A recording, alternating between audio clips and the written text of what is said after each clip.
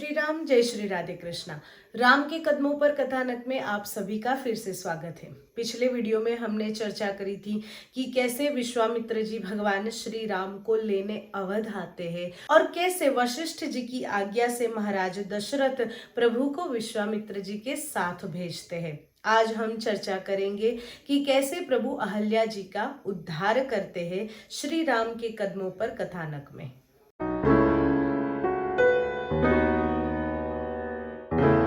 विश्वामित्र जी के साथ प्रभु बिना किसी संदेह के और बड़े ही आनंद से अपने पिता की आज्ञा का पालन करते हुए चल देते हैं वन की ओर। वहां सबसे पहले ताड़का मिलती है। उस ताड़का का प्रभु ने अंत किया और विश्वामित्र जी ने एक ऐसी विद्या प्रदान की है जिससे भगवान राम और लखन जी को ना भूख लगे ना प्यास।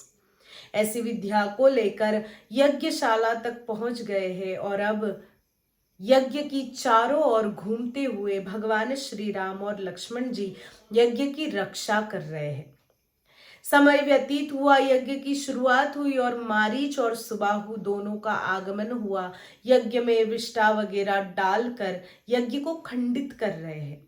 किसी भी शुभ कार्य को जब कोई व्यक्ति अपने इरादों से भी खंडित करे तो उसे राक्षस में गिना जाता है। कई लोग ऐसे होते हैं कि जब आप शुभ कर्म करते हैं, आप दान करते हैं, यज्ञ करते हैं, पूजा करते हैं, तो हमेशा कहते हैं ये करने से क्या मिलेगा। अरे हर जगह पे फायदा थोड़ी देखा जाता है। और ऐसा है ना कि यज्ञ यज्ञादि पूजा पाठ कीर्तन भक्ति ये सब ऐसी चीजें हैं कि जो चमत्कारिक फल देते हैं और एक्चुअली में देते हैं। मैं ऐसा नहीं कहती हूँ कि आप सो गए और आपने सोचा कि मेरा महल हो जाए और चमत्कार हुआ और महल बन गया, नहीं।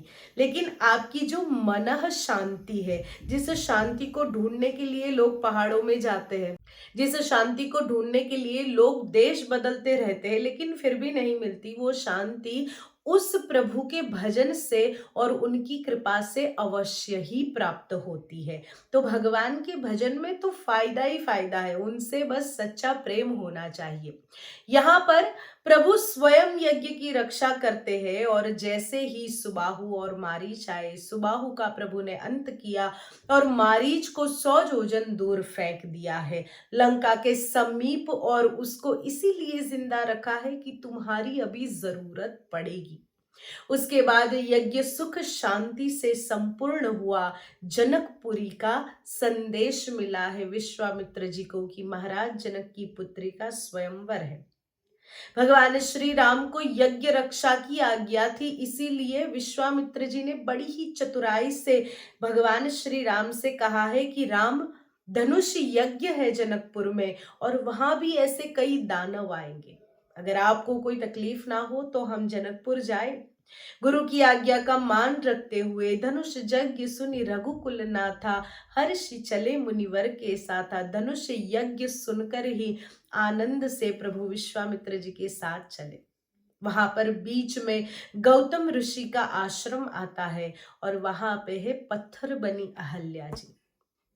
पत्थर बनी अहल्या जी यानी हम ये नहीं कह सकते कि उनके श्राप से वो पत्थर हो गई और भगवान ने चरण लगाए और वो फिर से मनुष्य हो गई, लेकिन शून्य मनस्क हो चुकी अहल्या जी, जिनमें कोई भावना नहीं है, जिनमें कोई कोई इमोशन नहीं है, जिन्हें कोई फर्क नहीं पड़ता, बस उनका शरीर काम कर रहा है, जिनका मन शून्य हो चुका है, ऐसी अहल्या जी।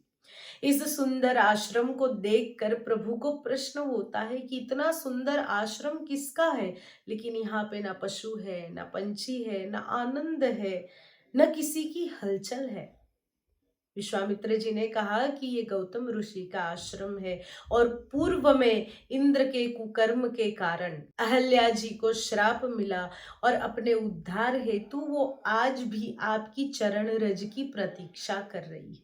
प्रभु ने कहा कि ऋषि पत्नी यानी कि मेरी माँ समान स्त्री को मैं अपने पैर कैसे लगाऊं। प्रभु की महानता देखिए, जिनके पैर छूने के लिए पूरी दुनिया तरसती है, वो भगवान कहते हैं कि मैं उन्हें चरण कैसे लगाऊं। यही तो मर्यादा है। आप अपने से बड़ों को या किसी भी को, छोटे बड़े किसी को भी पैर नहीं लगा सकते। कई लोग इतने निर्दयी बन जाते हैं, कभी कभी लात मारने लगते हैं, मस्ती में भी लातें मारने लगते हैं। अरे ये गलत है।